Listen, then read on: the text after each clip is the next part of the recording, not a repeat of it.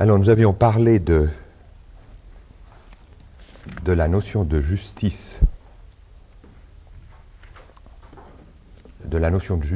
chez Mill, dans le chapitre sur la justice. Nous avions constaté que pour Mill, la justice prend sa naissance dans un sentiment de vengeance, il le dit, n'est-ce pas, ou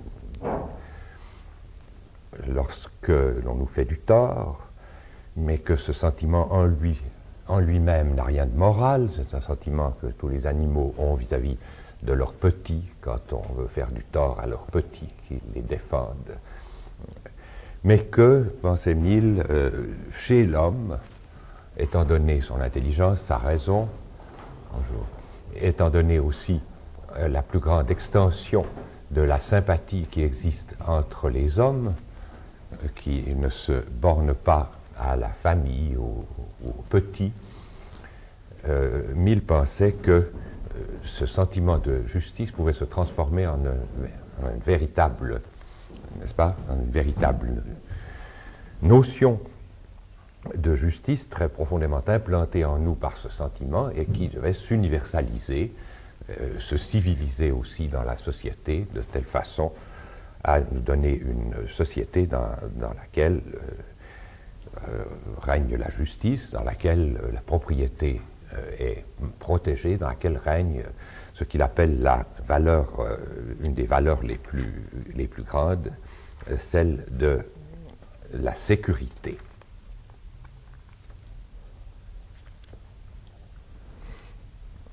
Alors j'avais essayé de montrer que, bon, on pouvait douter de cette façon d'expliquer la justice, fondée sur un sentiment, comme il le dit. Ce sentiment de vengeance, j'avais comparé avec ce que Nietzsche critique chez les utilitaristes, justement, la vengeance des faibles, n'est-ce pas, qui cherchent à se protéger contre les forts, Nietzsche pensant que les faibles considèrent les forts comme des méchants, mais qu'en réalité, il faut renverser cette équation et penser que les forts, dans le sens où Nietzsche l'entend, sont les bons, sont ceux qui créent les valeurs, les généreux, ceux qui sont vraiment bons, et que les faibles inventent la notion de méchant pour justifier, n'est-ce pas, leurs exigences et la vengeance qu'ils exigent vis-à-vis de ces forts, parce qu'ils ne font que se comparer à ces forts au lieu d'avoir la force de créer eux-mêmes des valeurs. Alors j'avais essayé de dire aussi que il est probable que la notion de justice n'est pas une notion que l'on peut rapporter soit au sentiment de vengeance comme le fait Mill, soit à un sentiment de générosité ou de grandeur ou de force comme chez Nietzsche. J'avais essayé de dire que, en ce qui me concerne, je pensais que, dans le fond, la justice fait appel à quelque chose qui, en un certain sens, passe l'homme, dépasse l'homme, la notion de justice, et que, en ce qui concerne le monde d'ici-bas, l'on ne peut espérer avec Rawls d'avoir une société presque juste, si on y arrive, dans laquelle pourra toujours régner une contestation des règles n'est-ce pas, de la justice. Ce qui ne pourrait finalement, en définitive, pas se passer peut-être dans une société purement utilitariste ou dans une société purement nietzschéenne. Parce que dans une société tout à fait juste, où tout le monde est protégé contre une agression quelconque, nous risquons d'avoir une société à la façon de Brave New World, une société de pure répression, dont nous allons d'ailleurs un peu parler probablement avec le panoptique, n'est-ce pas? Une société de répression dans laquelle aucune espèce de voix de la conscience humaine ne peut se faire entendre pour contester des règles, même si elles sont justes. Alors nous ne parlerions pas d'une contestation dans l'univers de Nietzsche, où semble pas que ce serait possible pour de toute autre raison, je crois. Maintenant, alors, il faudrait quand même, pour conclure sur cette question de la justice chez Mill, il faudrait quand même ne pas réduire la pensée de Mill sur la justice à une espèce d'idéal de sécurité absolument générale dans laquelle une certaine règle de la société qui aurait été finalement établie de façon juste empêcherait toute contestation. Dans son livre On Liberty, sur la liberté, Mill s'oppose très, très violemment à Bentham en lui reprochant un culte de l'opinion publique. Et Mill n'est pas du tout en faveur de l'idée que la sympathie universelle pourrait être alors identifiée à une espèce de surveillance générale de l'opinion publique qui finirait par éteindre toute espèce de contestation, n'est-ce pas, sous prétexte justement de protection des biens et des personnes, sans que cela puisse être contesté. Alors, Mill écrit là, dans On Liberty, je cite là ce passage.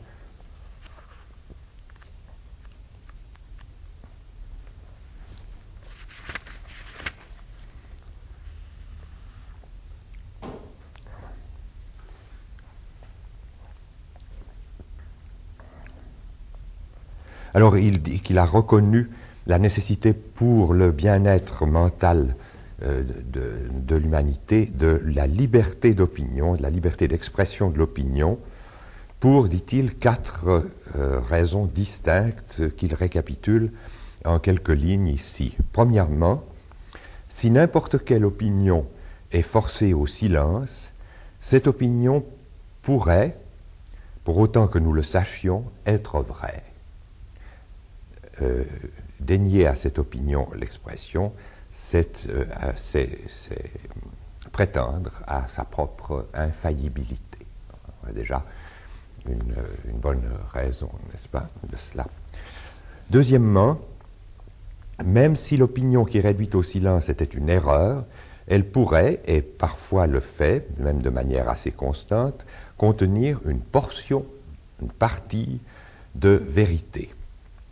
Et puisque l'opinion générale ou prévalente sur quelque sujet que ce soit est rarement ou n'est jamais la vérité entière, c'est seulement par la collision d'opinions adverses que le reste de la vérité, celui qui n'est pas dans l'opinion prévalente, n'est-ce pas, a quelque chance d'être fourni, de pouvoir s'exprimer. N'est-ce pas? Ça, c'est une seconde raison. La troisième, même si l'opinion reçue, l'opinion commune, était non seulement vraie, mais était la vérité complète, à moins que l'on admette qu'elle puisse être et qu'elle soit en réalité vigoureusement et sérieusement contestée, cette opinion reçue sera, si elle n'est pas contestée, sera entretenue par ceux qui la reçoivent à la manière d'un préjugé, avec peu de compréhension ou de sentiment de ces raisons rationnelles, de ces rational grounds. Et non pas seulement cela, mais quatrièmement, dit-il, la signification, the meaning of the doctrine, la signification de la doctrine elle-même sera en danger d'être perdue ou affaiblie, et privé de son effet vital sur le caractère et la conduite. En effet, le dogme devenant une simple profession formelle de foi dans une certaine opinion, inefficace pour le bien et encombrant le terrain, elle est prévenant la croissance de toute conviction réelle et vraiment ressentie du fond du cœur, heartfelt,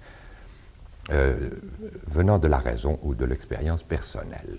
Je ne sais pas si vous avez bien saisi ces dernières raisons, qui sont assez profondes, je trouve, de la part de Mill, j'entends, parce qu'il n'est pas souvent pas tellement profond, mais ce qui veut dire, n'est-ce pas, et je crois que c'est très très juste, qu'en admettant même que nous arrivions à une société qui soit totalement juste et morale et parfaite et tout ce qu'on veut, n'est-ce pas?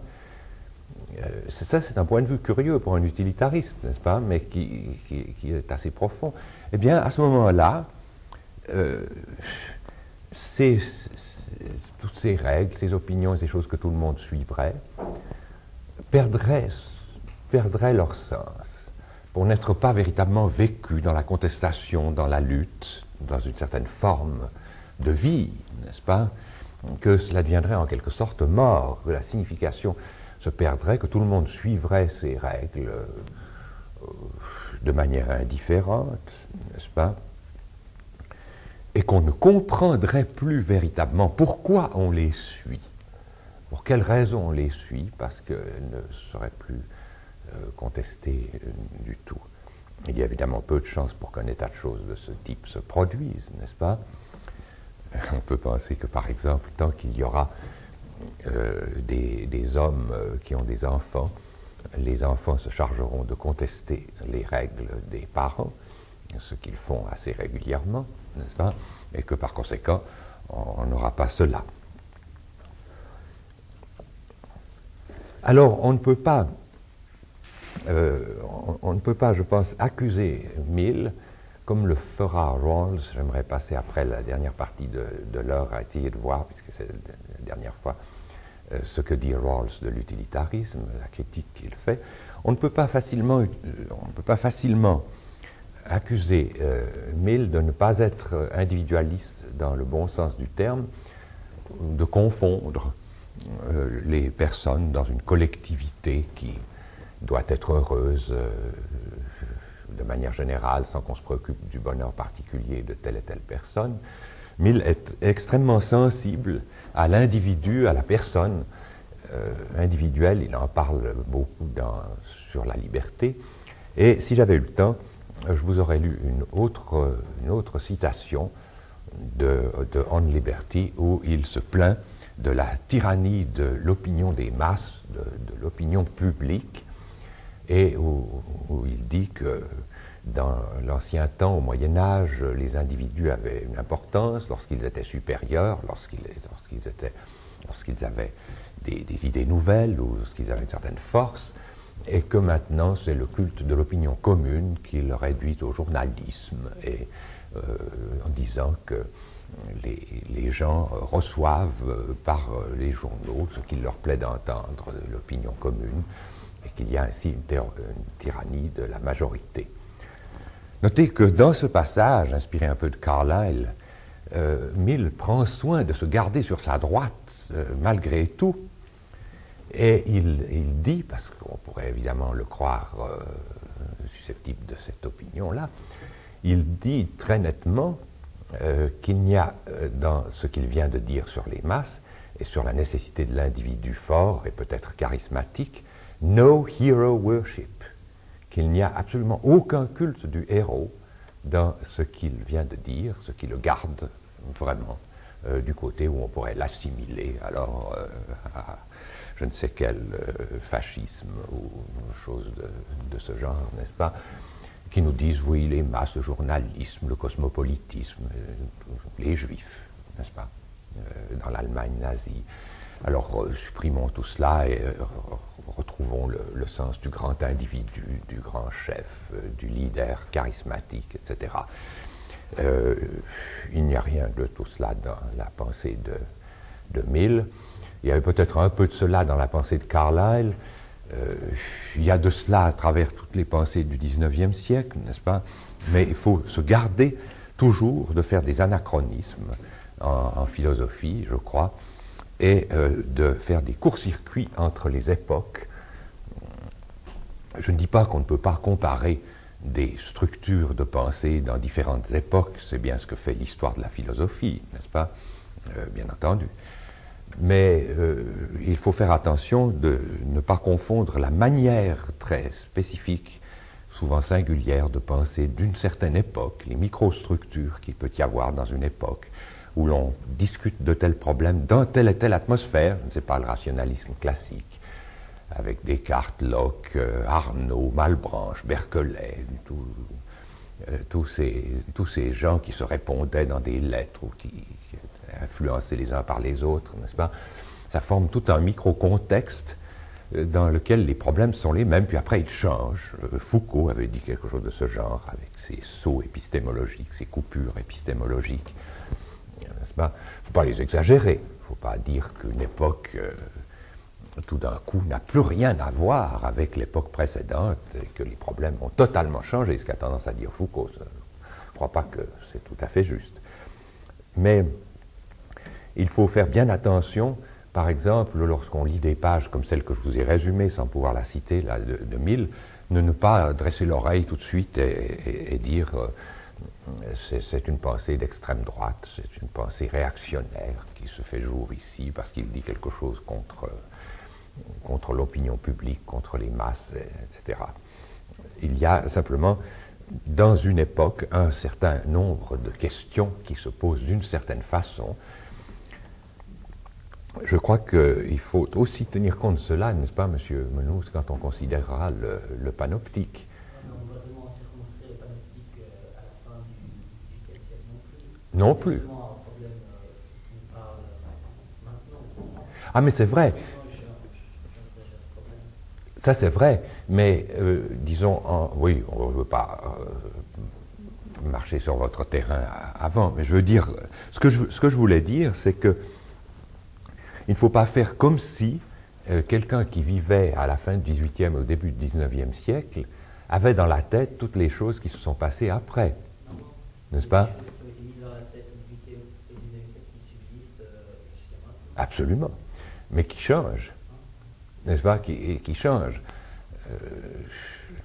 Oui, puisque, précisément, enfin, on voit quand même bien que un projet comme celui du panoptique était fait par Bentham dans les intentions les plus humanitaires du monde, n'est-ce pas? Ça, c'est encore une question. Bon, on verra ça après. Alors, bon, il ne nous reste pas tellement de temps. Je ne veux pas faire une conclusion générale sur ce que j'ai dit de Bentham et de Mill, ça ne sert à rien, je crois. J'aimerais essayer de donner une idée très rapide, vraiment, de la conception de la justice qu'a Rawls, et puis cette conception de la justice, c'est au fond aussi une conception globale de l'éthique chez Rawls, dans son livre Theory of Justice, donc qui est très compliqué, que je ne peux absolument pas résumer aujourd'hui, que vous pouvez essayer de lire une fois. Essayez de donner simplement une idée très rapide, en quelques minutes, des bases de cette théorie et de la manière dont il critique l'utilitarisme, pour essayer aussi peut-être de dire que cette critique ne s'applique pas entièrement à toutes les formes de l'utilitarisme, et entre autres ne s'applique pas très bien à Mill, je trouve. Elle s'applique à Bentham certainement, et à Sedgwick et à d'autres que nous n'avons pas considérés, à d'autres même que je ne connais pas, comme certains économistes utilitaristes que je n'ai jamais lus.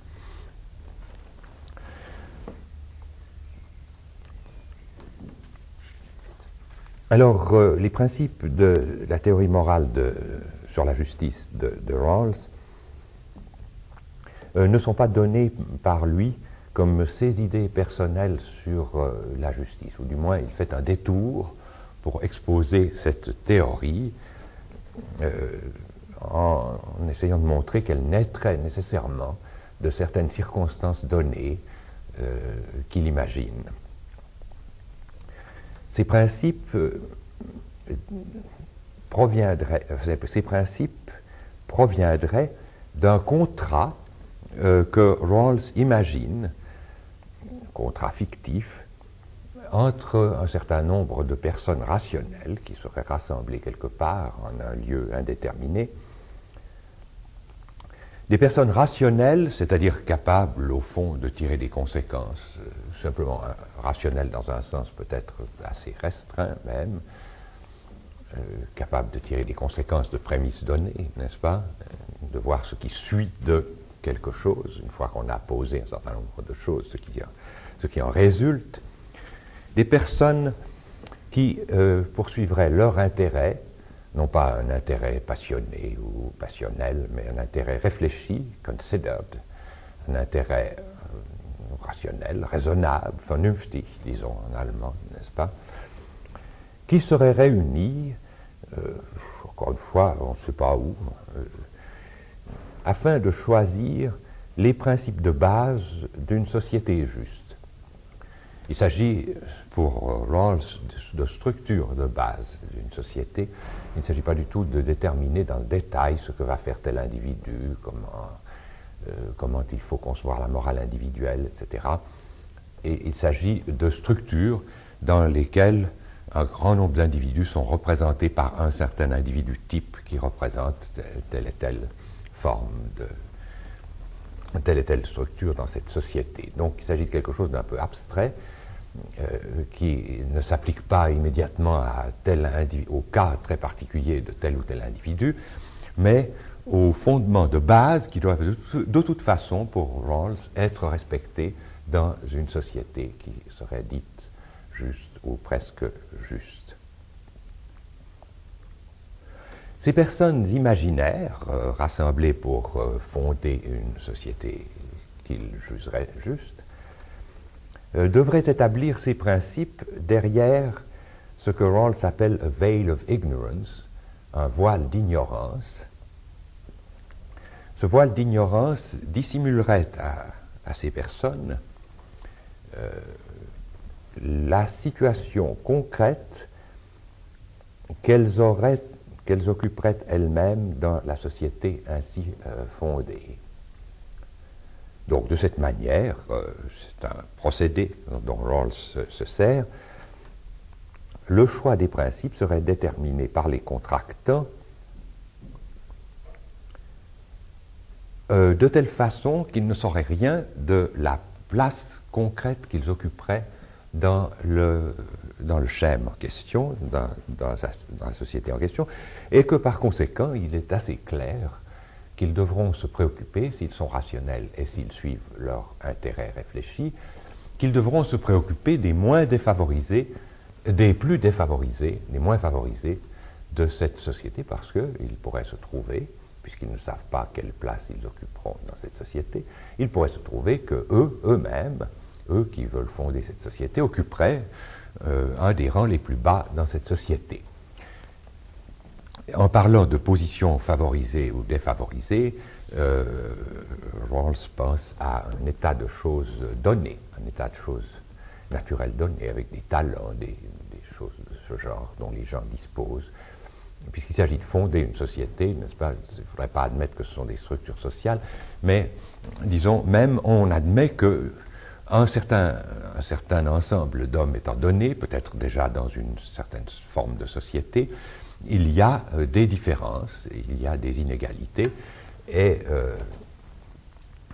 il y a différentes situations, évidemment, dans lesquelles se trouvent les différents individus.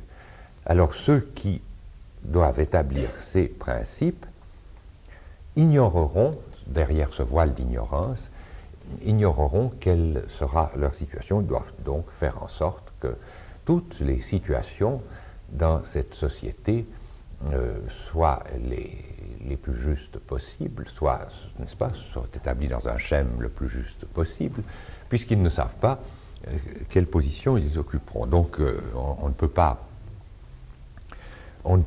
par exemple, dire ces gens-là vont décider en faveur d'une certaine classe de la société, établir une société féodale, par exemple, parce qu'ils diraient, eh bien oui, nous serons parmi les aristocrates de cette société. Par conséquent, nous établissons une société dans notre intérêt, qui est une société dans laquelle les aristocrates ont le pouvoir, et puis les autres, ben, bon, ils ne l'ont pas, n'est-ce pas? Ils ne pourraient pas faire cela, parce que, ayant ce voile d'ignorance, il se pourrait qu'ils se trouvent parmi les serfs, ou bien d'autres personnes tout à fait défavorisées dans cette société.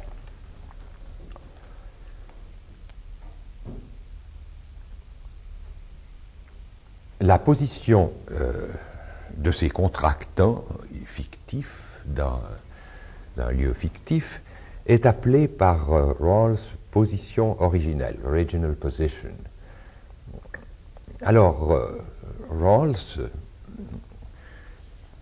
prétend, enfin, dire quels principes ces gens choisiraient dans cette situation, dans cette position originelle.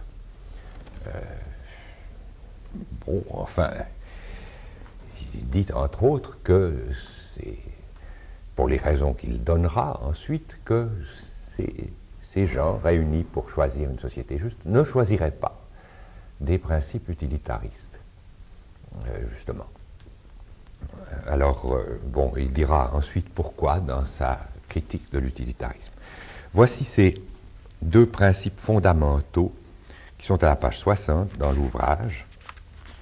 Et c'est une formulation provisoire de ces deux principes. Ils sont formulés de manière plus complète plus tard, mais je ne veux pas entrer à fond dans ce système qui est assez compliqué. Alors, il dit « I shall now state in a provisional form the true principles ». Donc, je vais maintenant formuler d'une manière, dans une forme provisoire les deux principes de justice dont je crois qu'ils seraient choisis dans la position originelle. N'est-ce pas? Alors, il dit dans cette section, je n'entends faire que les commentaires les plus généraux, et par conséquent, la première formulation de ces principes is tentative, est une formulation provisoire. Au fur et à mesure que nous avancerons, nous verrons des formulations différentes et qui approximeront peu à peu l'énoncé final qui sera donné plus tard. Je ne vais pas en parler maintenant, n'est-ce pas? Alors, le premier énoncé des deux principes se trouve être le suivant. Je le lis d'abord en anglais. First, each person is to have an equal right to the most extensive basic liberty compatible with a similar liberty for others. Chaque personne devra avoir un droit égal à la liberté de base la plus étendue, the most extensive basic liberty, compatible avec une liberté semblable, similar, pour d'autres, pour les autres, for others, c'est pris dans le sens général ici, pour les autres. Donc chaque personne devra avoir un droit égal à la liberté de base la plus extensive, la plus étendue, disons, compatible avec une liberté semblable pour les autres. Similar, simplement dire identique ou égal, n'est-ce pas, ici, je crois. Et il énumérera ensuite quelles sont les basic liberties. Le deuxième principe, qui sera difficile à interpréter, mais je ne veux pas me lancer aujourd'hui dans une interprétation. Tout ça, j'aimerais seulement donner une idée tout à fait générale. Vous pouvez lire ensuite l'ouvrage ou lire un article dont je n'ai pas la référence exacte dans la mémoire maintenant, qui s'appelle « Justice as Fairness » dans une revue que je peux vous donner si vous tenez à lire cela. Je peux le retrouver, la référence, ou même elle est peut-être ici. Bon, je ne vais pas perdre mon temps à chercher ça maintenant.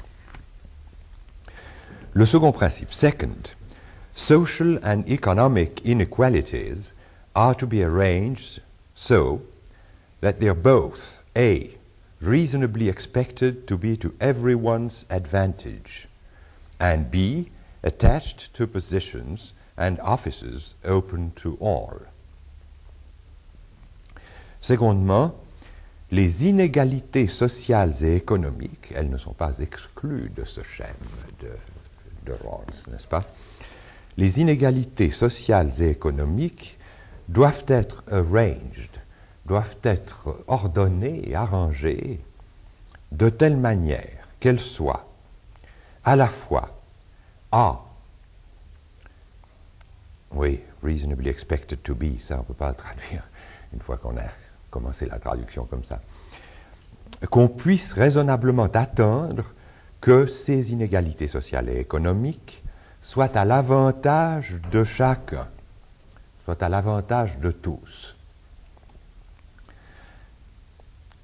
Et B, qu'elles soient attachées à des positions et à des offices, des tâches, n'est-ce pas, des tâches publiques, ouvertes à tous.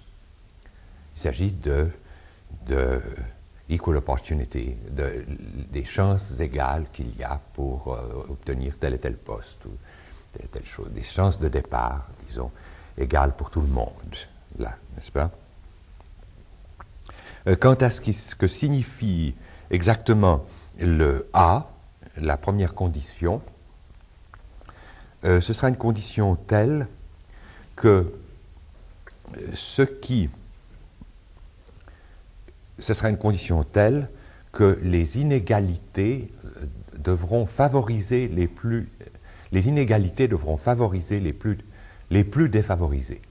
Par exemple, on pourrait admettre que des inégalités sont causées par des capacités et des dons différents qui font que certaines gens ont une importance plus grande. Je pense aux hommes d'affaires, aux universitaires, à nos intellectuels, que sais-je, à toutes sortes de gens qui ont une position plus importante que d'autres dans la société. Alors, il faudra que le rôle que jouent ces gens soit avantageux à l'ensemble de la société et soit avantageux donc à ceux qui contribuent à élever le niveau de vie et de la situation des gens qui sont dans une situation moins favorable qu'eux. Si ces avantages devaient se révéler au contraire comme étant liés aux désavantages de ceux qui sont moins favorisés, à ce moment-là, le second principe serait violé. N'est-ce pas? Donc, là. Alors, je répète ce principe qui est difficile à traduire tout à fait exactement. Les inégalités sociales et économiques doivent être ordonnées ou arrangées de telle manière, premièrement, qu'on puisse s'attendre raisonnablement à ce qu'elles soient à l'avantage de chacun ou de tous, to everyone's advantage, et deuxièmement, que ces inégalités soient attachées à des positions et à des tâches, je ne sais pas très bien comment traduire offices, là, n'est-ce pas? Ce sont, comment? Oui, ce n'est pas le sens de officium latin, en fait, là. Un office, c'est une place qu'on a, oui? Des postes, oui, c'est ça. Oui, des places, des postes, n'est-ce pas? Mais à ce moment-là, ce n'est pas très différent de positions, n'est-ce pas? Je ne sais pas exactement, là, il faudrait voir exactement la différence qu'il fait entre positions et offices. C'est assez semblable, là. L'important, c'est que ces places et ces positions soient ouvertes à tous. Il y aura plusieurs interprétations de ce principe selon un principe d'efficience ou un principe de différence, mais je ne vais pas rentrer dans tout cela. Il ne me reste pas grand temps. Alors, j'aimerais quand même dire quelles sont les libertés de base pour les citoyens. C'est la liberté politique, le droit de vote et d'éligibilité, la liberté de parole et d'assemblée, dit-il, la liberté de conscience et de pensée, la liberté de la personne et le droit de la propriété, droit à la propriété personnelle, et enfin, la liberté contre l'arrestation arbitraire, l'habeas corpus, en somme, des Anglais, n'est-ce pas? Liberté contre une arrestation arbitraire. Freedom from arbitrary arrest.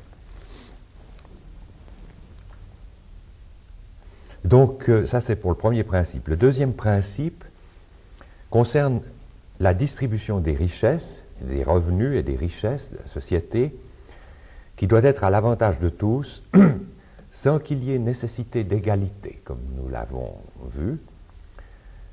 Et ce deuxième principe concerne aussi l'accès possible à toutes les positions d'autorité. Donc, ces deux principes je n'irai pas plus loin dans l'exposé de cela, n'est-ce pas?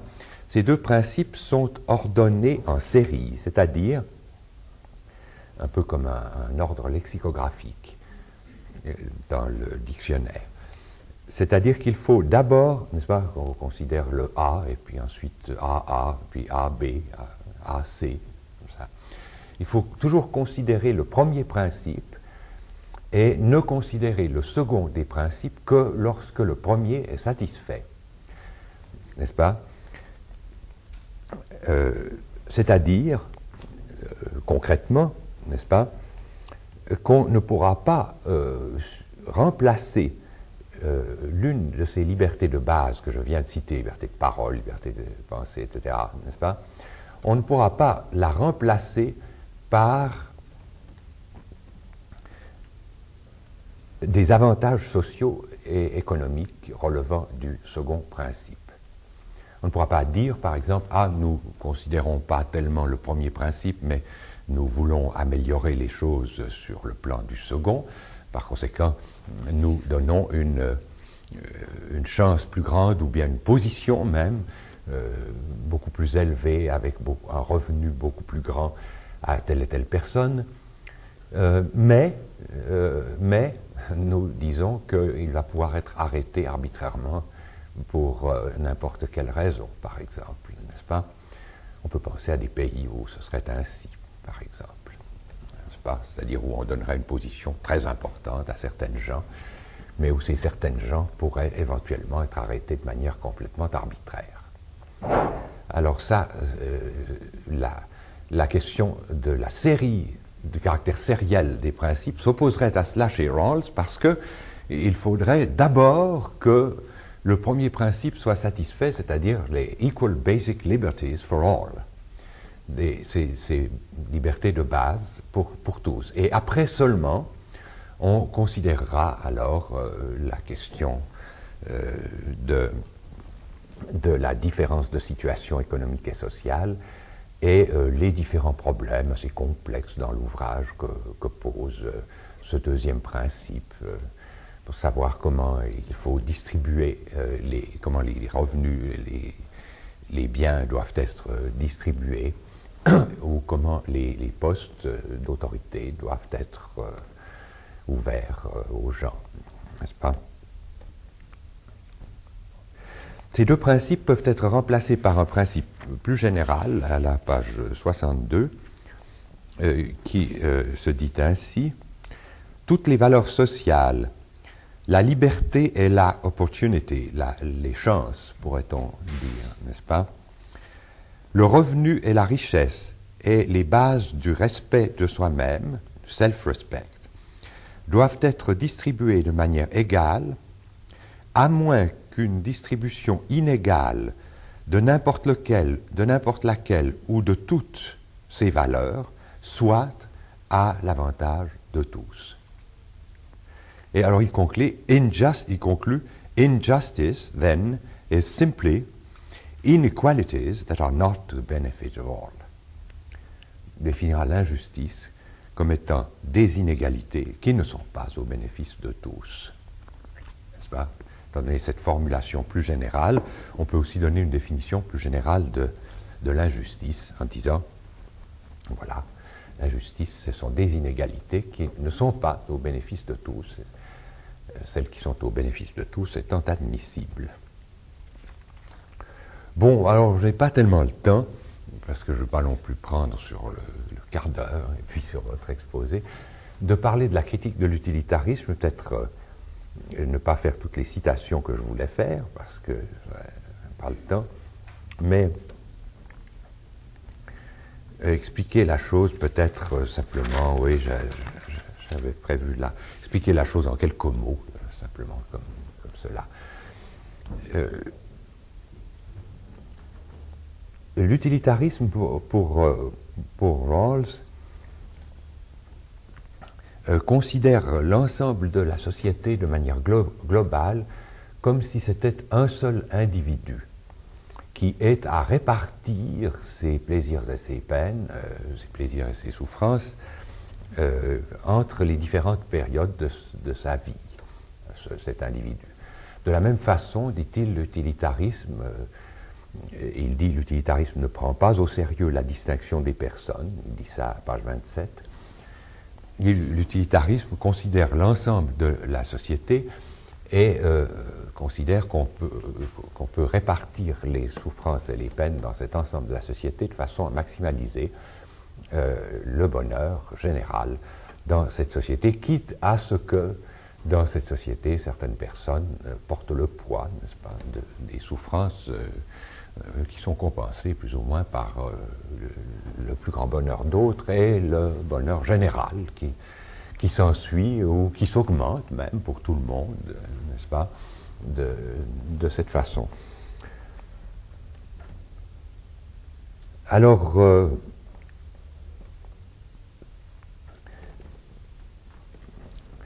la critique revient à dire que la théorie utilitariste est une théorie téléologique qui fixe ce qu'est le bien avant de déterminer ce qui est juste, ce qui est right or wrong, n'est-ce pas?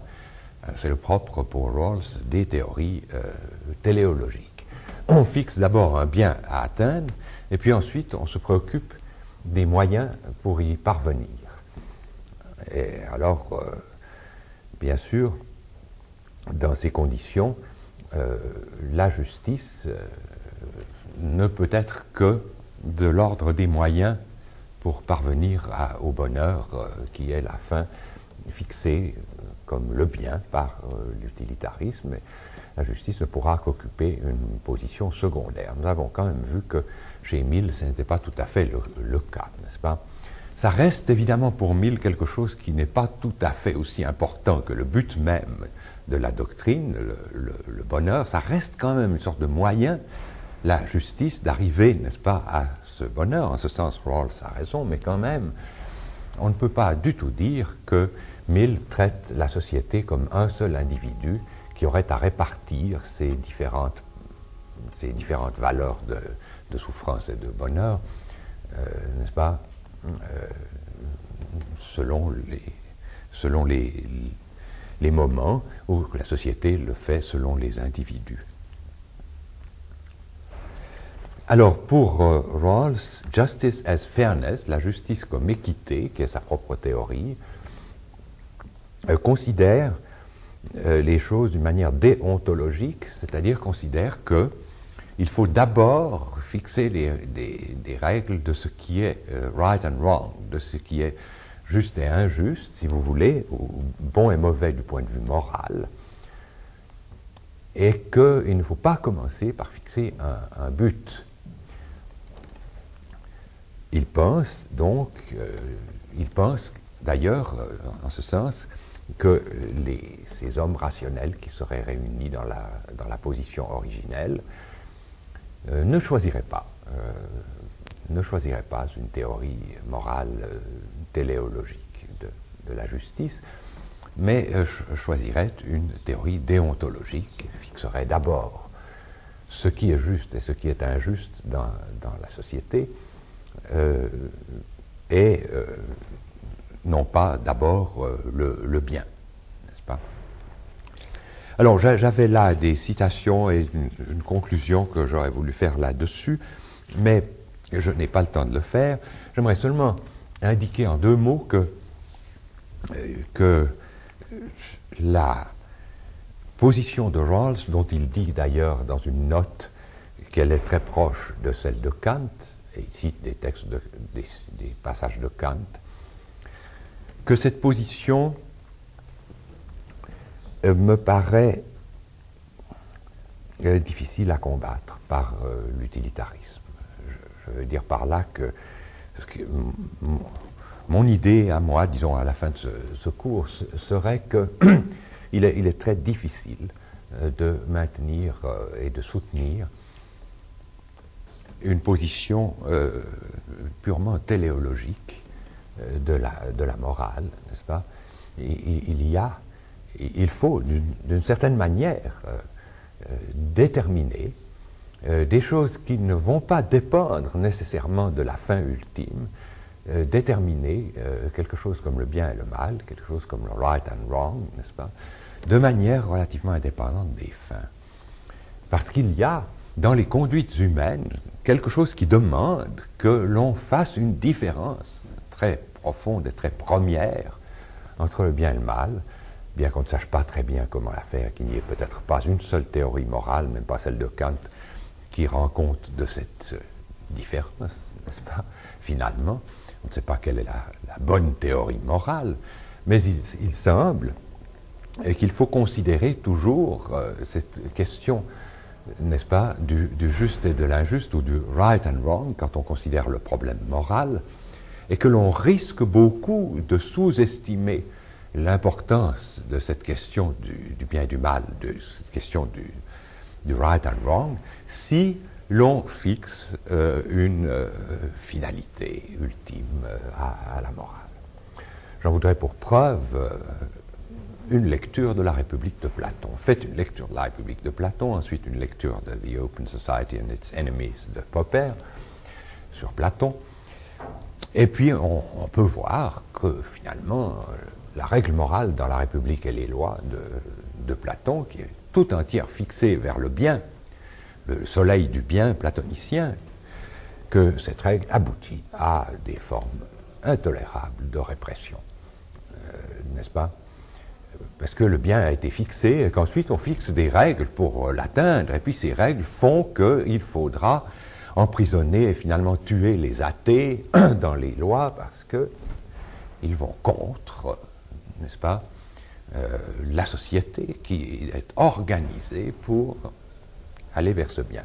Je ne veux pas du tout, mon idée n'est pas du tout de réduire Platon à cela, on ne va pas se tromper là, n'est-ce pas, mais simplement de dire que quand on considère les problèmes éthiques, il ne faut pas trop vite essayer de fixer, n'est-ce pas, un espèce de bien ultime de manière téléologique, sans se préoccuper de ce qui se passera quand on va chercher des moyens de l'atteindre et des injustices considérables que l'on pourrait éventuellement créer.